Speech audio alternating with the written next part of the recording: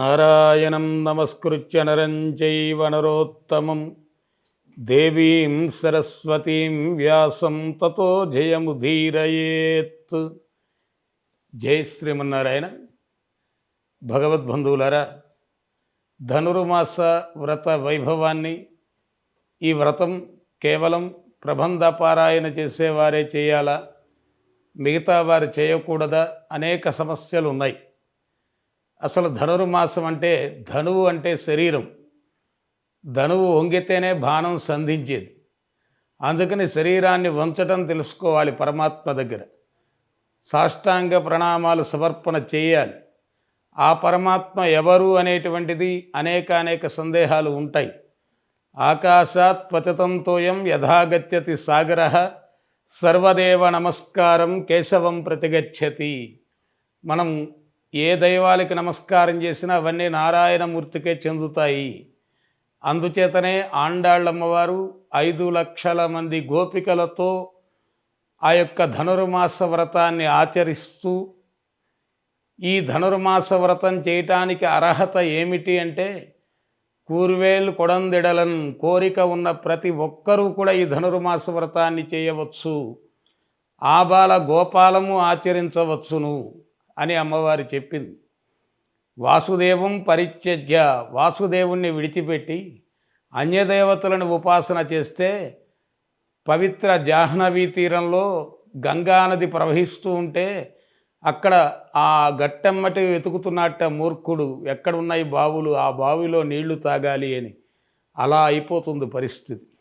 అందుకే ఉన్నది ఒకటే, సనాతన ధర్మంలో దైవం నారాయణుడే. ఆయననే నారాయణ సూక్తంలో చెప్తారు.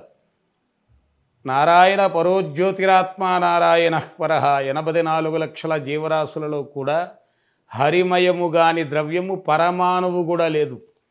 అందుచేతనే ఆయననే సబ్రహ్మ సశివస్స హరిశ్చేంద్ర. కొంతమంది బ్రహ్మ అంటారు, కొంతమంది శివుడు అంటారు, కొంతమంది అనేక పేర్లతో పిలుస్తారు. 100,000,000 రూపాలు, 100,000,000 నామాలు. ఆ మూలమైనటువంటి ఆ మూర్తిని సేవించడానికి మంచి సమయం ఈ కాలం. చాలా విశేషమైనది. అంటే ఏ కాలం విశేషం? ఏ కాలమైనా శీతాకాలంలోనేమో చలి ఎక్కువని తిడతాడు, ఎండాకాలంలో ఎండ బాగా వస్తుందని తిడతాడు, వానాకాలంలో వర్షాలు బాగా పడుతున్నాయని తిట్టి కాలగర్భంలో వీడు కలిసిపోతాడే కానీ కాలం వచ్చిపోతూనే ఉంటుంది. అందుకని మనం నిర్ణయించుకోవటానికి మాసానాం మార్గశీర్షోహం అని కృష్ణ భగవానుడు చెప్పిన రీతిన శిరస్సు లాంటిది ఈ మార్గశీర్ష మాసం. ఈ మార్గశీర్ష మాసంలో ఎవరైనా సరే ధనుర్మాస వ్రతాన్ని బ్రాహ్మ్య ముహూర్తంలో చేయాలి. అంటే తెల్లవారుజామున 4 గంటల నుంచి 5 గంటల వరకు చేసే స్నానాన్ని దేవతా ఋషి స్నానం అన్నారు. 5 గంటల నుంచి 7 గంటల మధ్యలో చేసేవాడిది మానవుడు అన్నాడు స్నానం. 7 గంటల తర్వాత చేసేవాడిది అసుర ప్రవృత్తి. అది ఇక్కడ కూడదు. అందుచేత చక్కని ప్రాతకాలంలోనే స్నానాన్ని ఆచరించాలి. ఈ ధనుర్మాస వ్రతాన్ని చేసేటువంటి వారు నారాయణనే నమక్కే. ఎవరికి నమస్కారం చేయాలి? ఏ రూపాన్నైనా సరే నారాయణుడుగానే భావించాలి. అది విష్ణాలయం కావచ్చు, రామాలయం కావచ్చు, కృష్ణాలయం కావచ్చు. అలా తనకు తానుగా మలుచుకున్నది ఆండాళ్ళమ్మవారు. గొల్లతనాన్ని ప్రకటించుకున్నది. శ్రీకృష్ణుని చేత మనస్సు కొల్లగొట్టపడి గుల్లగా మిగిలినవాడు గొల్ల. అది గొల్లతనం. అలా ప్రకటించుకుని తాను ఉన్నటువంటి ప్రాంతంలో ఉన్నటువంటి ఆ నదినే ఆ యొక్క యమునా నదిగా భావించింది, ఒక గోపికగా భావించింది. గోపిక అంటే భక్తుడు అని అర్థం. అంతేగాని మగ గోపిక, ఆడగోపిక ఇట్లా ఉండదు. అక్కడ విద్యుత్తు లాంటి వాడు కదా పరమాత్మ. దానికి మేలు ఫిమేలు ఉండదు. ఆ విద్యుత్తు అనుగ్రహించడమే ఆ పరమాత్మ యొక్క లక్షణం. ఆ పరమాత్మని సేవిస్తే వచ్చే లాభాలేమిటి? సర్వలాభాయ కేశవ. అన్ని లాభాలని ఇస్తాడు. మోక్షాన్ని ఇచ్చేటువంటి వాడు కూడా నారాయణుడే. అందుచేత మార్గలి తింగల్ మది నిరయంద నన్నాలాల్, మదిలో ఎప్పుడూ నారాయణమూర్తిని స్మరిస్తూ 5 లక్షల మంది గోపికలకి చక్కగా శ్రీకారం చుట్టింది ఆనాడు ఆండాళ్ళమ్మవారు. ఈనాడు విశ్వమంతా కూడా నారాయణమూర్తిని సేవిస్తూ ఉన్నారు. అసలు విష్ణువు అంటేనే విశ్వమంతా ఉన్నవాడు విష్ణువు. వైకుంఠంలో ఉన్నవాడు అంటే పొరపాటు. అందుకనే ఇక్కడ 5 పాసురాల్లో అమ్మవారు పాసురము అంటే కేవలం లేదు, తిరుప్పావాయ్. తిరు అంటే దివ్యమైన, పావాయ్ అంటే పాట. 30 పాటలతోనే భగవంతుణ్ణి పొందింది. ఎందుకంటే ఆ వేదాల సారాంశమంతా వ్యాస భగవానుడు అష్టాదశ పురాణాల్లో ఇచ్చారు. అవి కూడా మనకి చదవటానికి కష్టమనుకుని గీతాచార్యుల వారు భగవద్గీత 18 అధ్యాయాలుగా వేద ఉపనిషత్ సారాంశాన్ని ఇచ్చారు. ఆండాళమ్మ వారు 30 పాటల్లోనే ఇచ్చేశారు. మనం దాన్ని ఆస్వాదించటంలో ఉన్నది. ముందు 5 పాసురాలు పరమాత్మ గురించి చెబుతుంది. పరమందు ఉన్నటువంటి పరవాసుదేవుణ్ణి సేవించాలి. తర్వాత పాలకడలలో పవలించి ఉన్నాడు స్వామి మన కోసం. నెయ్యున్నోం పాలున్నోం నాట్కాళే నీరాడి, నెయ్యి కానీ పాలు కానీ భోగలాలస వస్తువులు మేము స్వీకరించం. మేము నిర్మలమైన హృదయాన్నే కుసుమంగా చేసుకుని స్వామికి సమర్పిస్తాం, పువ్వులు కూడా పెట్టుకోము. ఇవి ఈ వ్రత నియమాలు. అందులో పరమందు ఉన్నటువంటి పరవాసుదేవుడు అంత దూరం మనం చేరుకోలేమని మన యందు జాలి కలిగి స్వామి వ్యూహంలోకి వచ్చాడు పాల్కడలిలో. ఆ తర్వాత పరవ్యూహ విభవ అంతర్యామి. 100,000,000 రూపాయలు స్వామివారికి, 100,000,000 నామాలు, దశావతారాలు చెబుతారు. కానీ భాగవతం 21 అవతారాలు చెప్పింది. ఆ స్వామి సంభవామి యుగే యుగే, ధర్మ సంరక్షణ కోసం ఎప్పుడూ అవతరిస్తూనే ఉంటాడు ఆ స్వామి. వటస్య పత్రస్య పుటేశయానాం బాలం ముకుందం మనసా స్మరామి. యుగాలు మారుతున్న వటపత్ర సాయిగా తాను ఉంటూనే ఉంటాడు పరమాత్మ. అందుకే అచ్యుతుడు ఆయన పేరు. చ్యుతము అంటే నాశనం, అచ్యుతుడు అంటే నాశనము లేనివాడు. అటువంటి స్వామిని అవతారాలుగా సేవించింది. ఆ అవతారాలు కూడా ఆ సమయంలో మనం పుట్టలేదు, చెప్పుకుంటున్నాం. అందుకనే ఆ పరమాత్మకి ఇంకా జాలి కలిగి పర వ్యూహ విభవ అంతర్యామి, ఆ అంతర్యామిగా వచ్చారు. లోపల ఉన్నాడు అందరి హృదయాల్లో. అణువు కంటే పరమాణువు కంటే సూక్ష్మమైన రూపంలో ఉన్నాడు. అటువంటి ఆ పరమాత్మని సేవించాలి. దేహమే దేవాలయము, జీవుడే సనాతన దైవం అన్నారే. దేవాలయాన్ని ఎంత శుద్ధి చేస్తున్నారు? గడప శుద్ధి చేస్తున్నారు. ఇక్కడ ఈ దేహం అనే దేవాలయానికి దంతశుద్ధి చేస్తాం. ఆ దేవాలయాల్లో అభిషేకం చేస్తాం. ఇక్కడ మనం స్నానం ఆచరిస్తాం.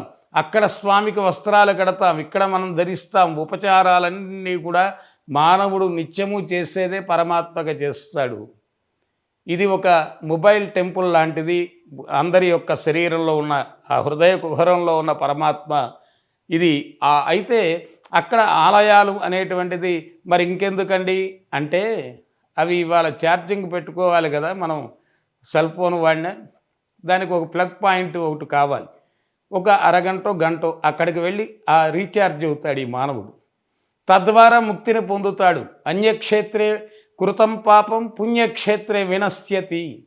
ఎక్కడెక్కడో చేసిన పాపాలన్నీ కూడా ఆ పుణ్యక్షేత్రానికి వెళ్ళి అడుగు పెట్టగానే తరించేస్తాడు మానవుడు. అందుకని ఇక్కడ ధనుర్మాస వ్రతాన్ని ఆచరించేటువంటి వారికి అమ్మవారు చెప్పిన మాట పర వ్యూహ విభవ అంతర్యామి అర్చామూర్తిగా ఉన్నారు స్వామివారు. వారిని సేవిస్తే చాలు. ఆ స్వామిని సేవిస్తే స్వామియే అనుగ్రహిస్తాడు. ఎందుకంటే ఆలు మగల సంబంధం ఎలా ఉండాలి అంటే 6, 3 లాగా ఉండాలట. 6 3 అంక చూస్తుంది, 3 6 అంక చూస్తుంది. కానీ 36 లాగా ఉండకూడదు. ఎడమొహం పెడమొహం అలా ఉండకూడదు ఆలు మగలు. భర్త మాట భార్య విన్నా తప్పులేదు, భార్య మాట భర్త విన్నా తప్పులేదు. వీళ్ళిద్దరి మాట ఊళ్ళో వాళ్ళు విన్నారంటే కొంప కొల్లేరైనట్టే. అందుకని అమ్మ ఆ స్వామిని తన భర్తగా భావించింది, సేవించింది, తరించింది. పరమాత్మకి మనకు ఉన్న సంబంధాలు భక్త ప్రహ్లాదుడు 9 విధాల సంబంధాలు చెప్పారు. అసలు భక్తి అంటేనే భ్రమర కీటక న్యాయము. అంటే గొంగళి పురుగే ఎవడి జీవితమైనా ఒకరిని చూస్తే ఒకడికి దురదే. కానీ ఆ గొంగళి పురుగు సీతాకోక చిలుక అవ్వాలి అనుకుంది, అయిపోయింది. అందుకని ఈ శరీరంలో ఈ జీవుడు ఉన్నంతసేపు చక్కగా భగవంతుణ్ణి సేవించడం ద్వారా కోటి ముక్త్వా హరిం భజేత్, కోటి పనులున్న హరిని స్మరిస్తూ ఉంటే చాలు. తద్వారా ఇహమందు సుఖాన్ని, పరమందు పరమాత్మ సాన్నిధ్యాన్ని పొందుతారు. అందుకే శ్రీనాథులు వారు కమలనైన నీవు ఉన్న చోట సరసంబు, నీవు లేని చోట నీరసంబు. భగవంతుడు ఉన్న చోట భగవన్నామస్మరణ చేయని ధర్మరాజు జూదంలో ఓడిపోయాడు. భగవన్నామస్మరణ చేసిన ద్రౌపది నిండు సభలో చక్కని గౌరవ మర్యాదని పొందింది, అమర్యాద నుంచి రక్షించబడింది. అందుచేతనే లాభస్తేషాం జయస్తేషాం కుతస్తేషాం పరాభవ. పరమాత్మను ఎవడు మనసులో పెట్టుకుంటాడో వాడికి అన్ని లాభాలే. అంతేకాదు కలకంటి నీవు ఉన్నవాడు లేనివాడు. ఉపాసన రహస్యం తెలియాలి. ముందు అమ్మవారిని సేవించాలి, తర్వాత ఆ అమ్మవారి ద్వారా అయ్యని శీఘ్రంగా పొందవచ్చు. ఆ ఉపాసన తెలియకే రామదాసు గారు అనేక దెబ్బలు తిన్నాడు. ఎవడబ్బా సొమ్మని కులుకూతూ తిరిగెదవు రామచంద్ర అన్నాడు. అబ్బా తిట్టి తినని ఆయాస పడవద్దు, ఈ దెబ్బాల కోర్వాక అబ్బా తిట్టి తినయ్యా అని వాపోయాడు. తన ఉపాసన రహస్యాన్ని తెలుసుకున్నాడు. నిత్యానబాయిని నిరవధ్యాం దేవదేవ దివ్య మహిషి అయినటువంటి అమ్మవారిని ననుబ్రోవామని చెప్పవే సీతమ్మ తల్లి అన్నాడు. వెంటనే రాముడు అనుగ్రహించాడు. అందుచేత మనం అమ్మవారి ద్వారా అమ్మవారినే ఈ యొక్క ధనుర్మాసానికి ఒక నాయికగా చేసుకుని ఆవిడతో పాటు ఈ ధనుర్మాస వ్రతాన్ని చేయటం. ఇందులో 5 పాసురాలు ఉపాసనా రహస్యం, మిగతా 10 పాసురాలు 10 మంది వీళ్ళని లేపింది. ఎవరిని? మత్తులో పడుకున్నటువంటి వారు. ఎలాంటి మత్తు? నారాయణుడి స్మరణే వాళ్ళకి మత్తు, ఇంకా రెండవ స్మరణ లేదు. అందుకనే ఆ గోపికల్లో ఒక ఆవిడ అడుగుతుంది, ఎలా మెలకు వచ్చింది నీకు అంటే, ఆ హరి అనే శబ్దం వినపడింది, వెంటనే మెలకు వచ్చింది. ఈ హరి అని ఎవరన్నారు? మునివర్గగలం యోగిగలం. యోగులు మునులు హరి అని స్మరిస్తుంటే నాకు మెలకు వచ్చేసింది. ఆ పరమాత్మ యందు జాగ్రత్త కలిగి ఉండాలి. దీనినే జాగరణ అంటారు. మనం ఎందుకు వచ్చామనేది తెలుసుకోవాలి. తెలుసుకుని అట్లా ఆ 10 మంది ఎవరో కాదు, ఆల్వార్లు, పెద్దలు. అందుకని మాతృభక్తి, పితృభక్తి, ఆచార్య భక్తి, ముఖ్యంగా దేశభక్తి. ఆ దేశభక్తిలో కూడా స్వదేశీయమైనటువంటి దేవాలయ సందర్శనం చేశారు. అందులో ఆవిడ వటపత్ర సాయిగా సేవించింది శ్రీవిల్లిపుత్తూరులో. కానీ రంగనాథుడు అనుగ్రహించేశాడు. పూల పల్లకి పంపి, నేను నిన్న వివాహం ఆడతానన్నావు కదా, నేను వివాహం ఆడతాను రమ్మని ఆ స్వామి వైభవంగా ఆ గోదాదేవిని చక్కగా తనలో ఐక్యం చేసుకున్నారు. ఈ ధనుర్మాస వ్రతంలో అంతరార్థం ఇది. పరమాత్మ ఏదో ఇస్తాడు అనుకోక్కర్లా. మనం ఏది తెచ్చుకుంటే అది అనుభవించడానికే మానవ జన్మ. ఆది విష్ణువునైన అవతారమెత్తించి కర్మఫలము నొసగు కర్మభూమి ఇది. కర్మఫలేషు జుష్టాం. ఆ కర్మ ఫలితాన్ని ఇచ్చేవాడు పరమాత్మ. దీనికి ఒక 9 బ్యాంకులు పెట్టాడు ఇక్కడ. వాటినే నవగ్రహాలు అన్నారు. ఆ గ్రహ సంచారం జరిగినప్పుడు ఆయా పుణ్యపాపాలు మనకు కలుగుతూ ఉంటాయి. కానీ మోక్షం కలగటం చాలా కష్టం. ఆ మోక్షాన్ని పొందాలి అంటే ఈ ధనుర్మాస వ్రతాన్ని ఆచరించాలి. అలా ఈ ధనుర్మాస వ్రతాన్ని చక్కగా అందరూ కూడా శ్రద్ధగా చేసుకుంటూ ఈ పూర్వాచార్యులు పూర్వ సాంప్రదాయాలు పెద్దలిచ్చినవి ముఖ్యంగా అవి స్వీకరిస్తూ, ముఖ్యంగా కొండెములు చెప్పకూడదు ఈ ధనుర్మాస వ్రతం చేసేవారు. సత్యమునే ఆచరించవలెను. అలాగే ఏకభుక్తము. ఎందుకయ్యా ఆ ఏకభుక్తము అంటే అంపశయ్య మీద ఉన్నటువంటి ఆ భీష్ముల వారు మంచి విషయాలు చెబుతుంటే ద్రౌపదీదేవి అడిగింది, తాతగారు నిండు సభలో నాకు అవమానం జరిగినప్పుడు ఏమైనా అయ్యా నీ మాటలు అని అడిగింది. అప్పుడు చెప్పారు భీష్ముల వారు, ఆ దుర్యోధనుడు పెట్టిన కూడు తిన్నాను, రక్తపు కూడు. మీ ఆయన గారు పుణ్యమంతా రక్తమంతా కింద కార్చేశాడు. సహృదయం ఇప్పుడు ప్రవేశిస్తుంది. విశ్వం విష్ణుర్వశక్కారో భూతభవ్య భవత్ప్రభు. ఆ విశ్వంలో ఉన్న నారాయణుడు నాకు అగుపిస్తున్నాడు. నారాయణుణ్ణి సేవించండి, తరించండి అని భీష్ముల వారు చెప్పగలిగారు. అందుకని సాత్వికమైన ఆహారం స్వీకరించాలి. నిరంతర భగవన్నామస్మరణ చేయాలి. గోవిందేతి సదా స్నానం. గోవిందాన్ని స్మరిస్తే స్నానం ఆచరించింది ఎట్టే. అట్లా చక్కగా ఈ ధనుర్మాస వ్రతాన్ని నెల రోజులు కూడా, అంటే డిసెంబర్ 16 నుంచి జనవరి నెల 13వ తారీఖు వరకు కూడా భోగితో ఈ ధనుర్మాస వ్రతం పూర్తవుతుంది. కాబట్టి ఈ ధనుర్మాస వ్రతం ప్రబంధం వస్తేనే చేయాలి అన్న ఉద్దేశం అయితే కాదు. అందరూ కూడా కోరిక ఉన్న ప్రతి ఒక్కరిని ఆచరించమంది ఆండాళ్ళమ్మవారు. తప్పనిసరిగా ఈ ధనుర్మాస వ్రతాన్ని అందరూ కూడా చేయవచ్చు. తెల్లవారుజామున రాపత్తు ప్రాపత్తు అని 2 పద్ధతులు ఉంటాయి దీనికి. మొదట 15 రోజులు కూడా సూర్యోదయం కాకముందే చేసేయాలి. ఆ తర్వాత 15 రోజులు సూర్యోదయం అయిన తర్వాత చేస్తారు. ఏమిటి రహస్యం అంటే, దేవతలకు దక్షిణాయనం అనేటువంటిది రాత్రి ప్రమాణం, ఉత్తరాయణం పగటి ప్రమాణం. రాత్రంతా విశ్రాంతి తీసుకున్న పరమాత్మ తెల్లవారుజాము ఇప్పుడు జరిగేది ఈ ధనుర్మాసం. ఇక మకర సంక్రాంతి రాబోతూ ఉంటుంది. ఉత్తరాయణ పుణ్యకాలానికి స్వాగతం పలుకుతూ మిగతా 15 రోజులు సూర్యోదయాత్ అనంతరం, సూర్యోదయం ముందు ఈ 15 రోజులు అట్లా మొత్తానికి ధనుర్మాసం నెల మొత్తం కూడా ధనువు అంటే శరీరం, ఆ ధనువు అనేది వంగితేనే బాణం అనేది సంధించేది. ఆ బాణం కృష్ణద్వతీయ పదపంకజ పంజరాంతం, ఆ కృష్ణుడు మానసం అనేటువంటి రాజహంస నీ యొక్క పంజరంలో చిక్కుకున్నదయ్యా, నీవే మమ్మల్ని అనుగ్రహించాలి, ఇతఃపరం బెరుగా అన్నట్లుగా చక్కగా అందరూ కూడా ధనుర్మాస వ్రతాన్ని ఆచరించండి, తరించండి. దీనికి శ్రీమదష్టాక్షరి గొప్ప మూలమంత్రం. ఎత్ర అష్టాక్షరి సంసిద్ధో, ఎక్కడ నారాయణ మంత్రం వినపడుతుందో అక్కడ నతత్ర వ్యాధులు ఉండవు, దుర్భిక్షం ఉండదు, చోరులు ఉండరు. ఎందుకంటే ఈయనకి మించిన చోరుడు ఇంకోడు ఉండడు కాబట్టి. నారాయణోనం నరో నరానాం, నారాయణుడికి మించిన చోరుడు ఉండడు. ఆయన పిలవాలి కానీ వచ్చాడంటే మొత్తం లాక్కుపోతాడు. ఏమిటి లాక్కుపోయేది? అనేక జన్మార్చిత పాప సంక్షయం, అనేక జన్మల పాపాన్ని హరించేవాడు హరి. అటువంటి శ్రీమన్నారాయణమూర్తిని సేవిద్దాం. పాప ఫలితమే కష్టాలు. కష్టం వచ్చిన ప్రతివాణ్ణి అయ్యో పాపం అంటామే, ఆ పాపాలు పోగొట్టుకోకపోతే ఎట్ట, ఆ పాపాలు చేసిన వాడినల్లా తరిగేస్తానన్నాడు కదా, మనం వెళ్ళి ఆయన వ్రతమే చేస్తే ముందు వాయించేది మన్నే కదా అని ఒక గోపిక అడిగినప్పుడు ఆండాలమ్మవారు గోవింద అంటే పూర్వం చేసిన పాపాలు, చేస్తున్న పాపాలు, ఉత్తరాఘములు చేయబోయే పాపాలు కూడా పోగొట్టేస్తాడు. ఆయన స్మరణ చాలు మనం ధన్యులం అవటానికి అని చక్కగా ఆ ప్రాంతీయ ఆచారాలను బట్టి నిత్యము కట్టె పొంగలి దీనికి విశేషంగా నైవేద్యం.